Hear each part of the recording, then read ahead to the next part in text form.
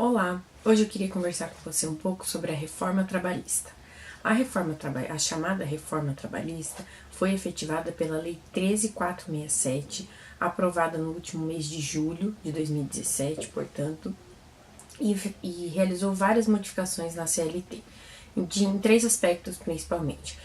Promoveu alterações do ponto de vista do direito material individual do trabalho, promoveu algumas alterações também do ponto de vista do direito material coletivo do trabalho e promoveu significativas modificações no direito processual do trabalho. E é sobre essas modificações que eu gostaria de falar hoje. Toda lei processual, e essa não é diferente, é representativa de valores ou de ideias que levaram o legislador a criar as normas nesse sentido. E isso não tem nada de errado, toda lei processual tem os seus valores. O que nos resta verificar é se esses valores estão ou não de acordo com a Constituição Federal, com os valores que aquela sociedade elegeu como seus para aquela fase da sua existência. No caso do Brasil, os nossos valores, os valores da nossa sociedade, são os que estão previstos na Constituição de 88. E é isso que eu gostaria de verificar com vocês, se a Constituição de 88 traz valores que se compatibilizam com os valores que ficaram demonstrados na reforma trabalhista do ponto de vista do direito processual. A Constituição Brasileira de 88, já no seu artigo 3º, estabeleceu os seus objetivos fundamentais da República Federativa do Brasil.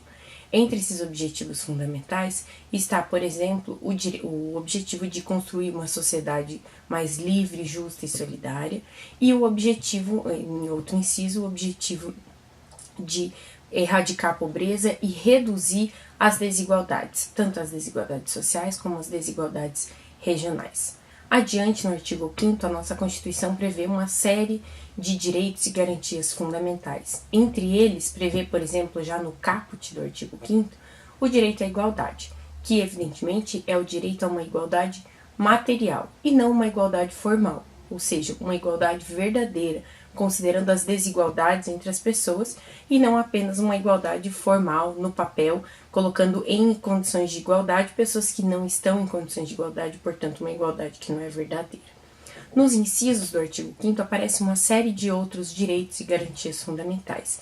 No inciso 35, por exemplo, há o acesso à justiça, a inafastabilidade do poder judiciário e o direito de todo cidadão de buscar o poder judiciário para fazer cessar lesões ou ameaças de lesões aos seus direitos.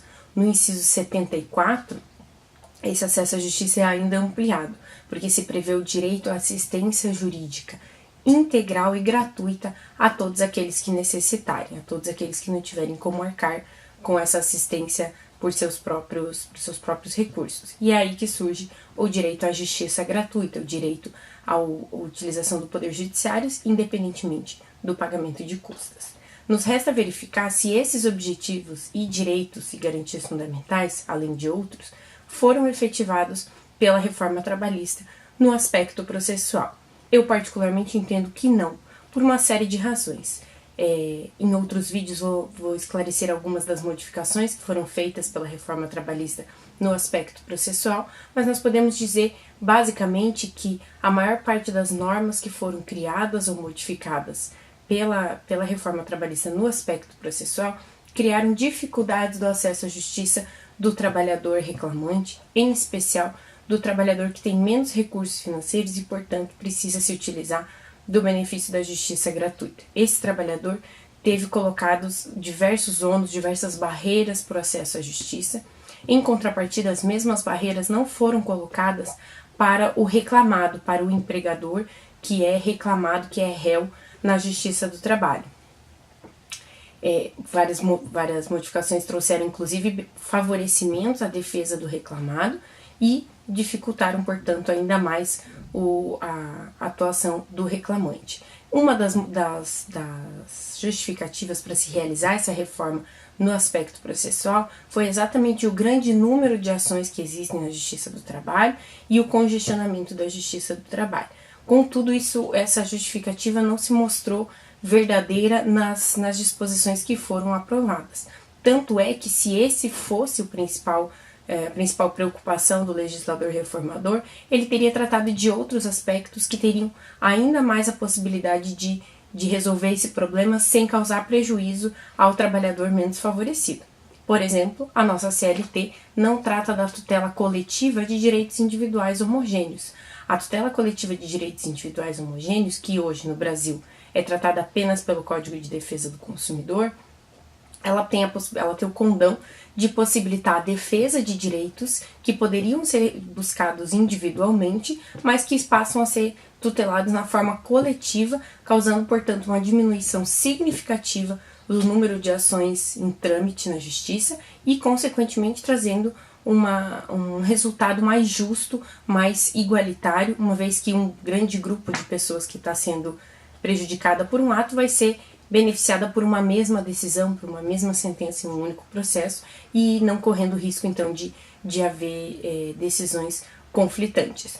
O sistema dos Estados Unidos, que foi citado como exemplo de um pequeno número de ações trabalhistas por aqueles que defenderam a reforma trabalhista também no aspecto processual, na verdade, esse sistema dos Estados Unidos ele é baseado muito nas class action, que entre outros objetivos tem o objetivo de tutela coletiva dos direitos individuais homogêneos. Então, se os Estados Unidos hoje têm menos ações trabalhistas em trâmite do que o Brasil, também se deve à existência de um sistema efetivo de tutela coletiva dos direitos individuais homogêneos. E se o legislador brasileiro tivesse essa preocupação, teria com certeza incluído na Lei 13.467 a regulação da tutela coletiva dos direitos individuais homogêneos no âmbito da Justiça do Trabalho.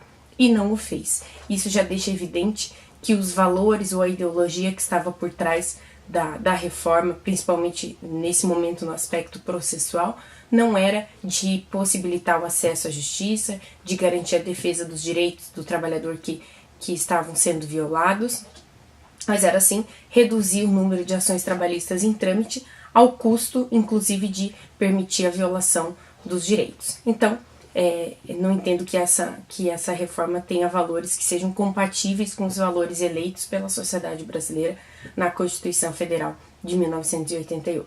E nos próximos vídeos, então, eu vou tratar de alguns desses dispositivos que demonstram essa ideologia, esses valores que não são os adequados.